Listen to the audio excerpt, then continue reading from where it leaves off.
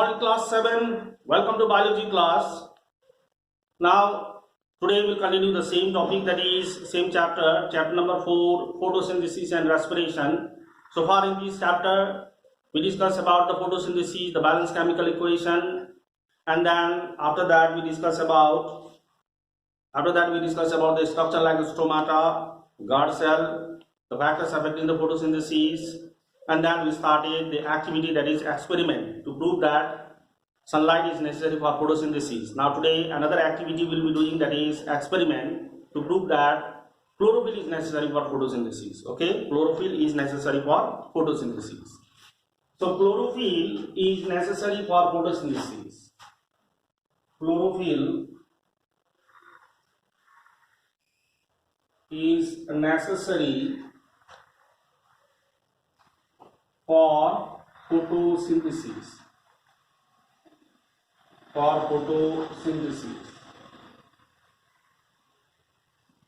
Okay, chlorophyll is necessary for photosynthesis. Now how to prove chlorophyll is necessary for photosynthesis? Now see, in order to prove this, what we'll do is that we'll take the variegated leaf. Okay, variegated leaves. The plant with variegated leaves. Now first we need to understand what exactly is meant by these variegated leaves. Variegated leaves means the leaves with different color pigments. Not only green, it may consist of red pigment, yellow pigment, it may consist of white pigment. Okay, so those leaves with various types of pigments are usually called as variegated leaves. The corotone plants usually have the variegated leaves, that is the leaves with different colors. Okay, so they are the leaves with different pigments. Okay, leaves with different pigments. Not only green pigments, but in addition to green pigments, okay, it may consist of white pigment, red pigment, blue pigment, various types of pigment it may consist of. Okay, now we'll take the variegated leaf. Then what will happen? See, what we'll do is that we'll pluck one of the leaf. Okay, one of the leaf will pluck. So suppose this is the variegated leaf. Okay, in which this much portion is green. Okay, suppose this portion is green, and then again the remaining portion is white. Okay, so we'll pluck the leaf and then first we'll boil in the water.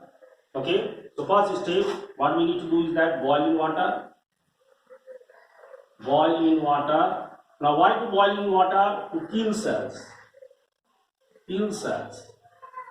Okay, then again next, after that we'll boil in alcohol. Why to boil in alcohol?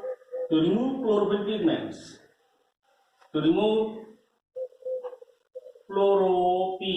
pigments.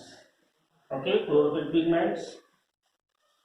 And then again next, after that it is washed in running water and cooled for some time. Okay, washed and cooled. Okay, washed and cooled, and then 2 to 3 drops of iodine solution. Iodine solution is added to it. Added to it. Okay, added to it. Then what we observe is that this leaf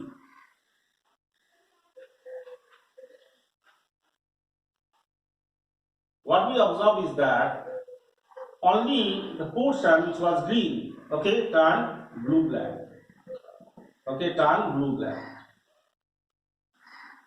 And the white portion does not turn blue-black.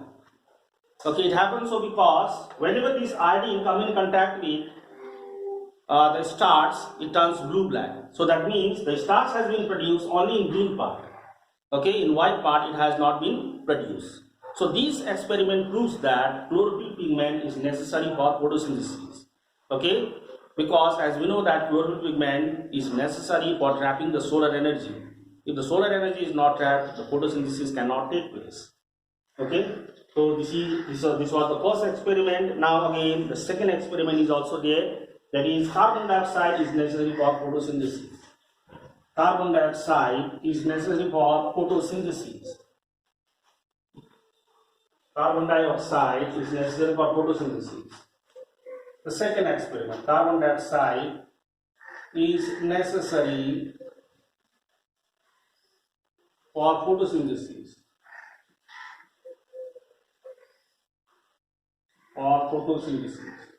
Now in this case what we do is that we will take a potted plant and then we will day starch it. Okay, that is first stage is day starching. Okay, day starching means how to day start the plant? By keeping the plant for 24 to 48 hours in dark room. Okay, we day start the plant, that is the plant will be free from all the starch. Okay, then again after that we'll keep the plant in sunlight for 1 or 2 hours. Okay, then after that keep the plant in sunlight, okay, for 1 to 2 hours.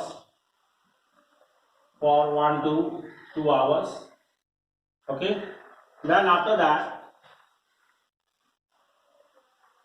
okay, 1 to 2 hours.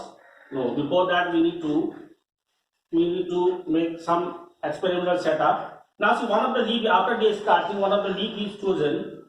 Okay, one of the leaf is chosen. Suppose this is conical flask. One of the leaf is chosen.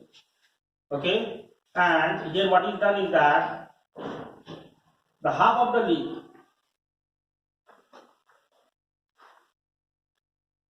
remains outside. Okay, outside, half of the leaf remains outside the conical flask. This conical flask is made airtight. Okay, and it is filled with potassium hydroxide.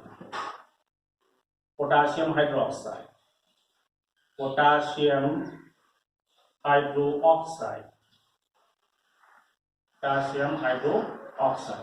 Okay, it is made airtight.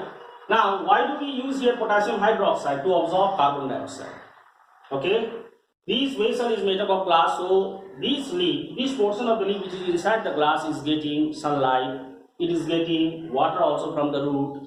Okay, but it is not getting carbon dioxide because all the carbon dioxide inside the conical flask has been absorbed by this potassium hydroxide.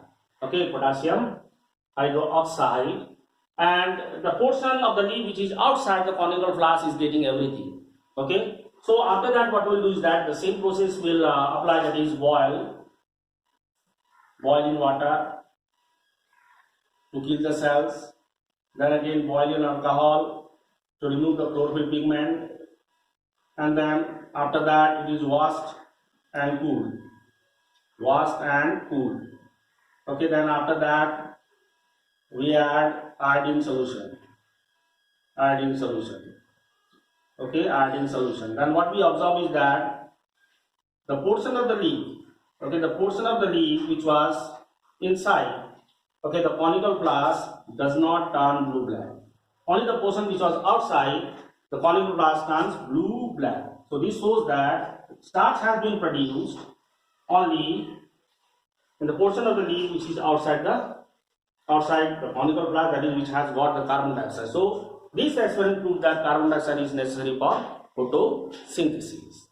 Okay, so these two experiments we have done in this video. One more experiment is there that we will do in the next class. Thank you.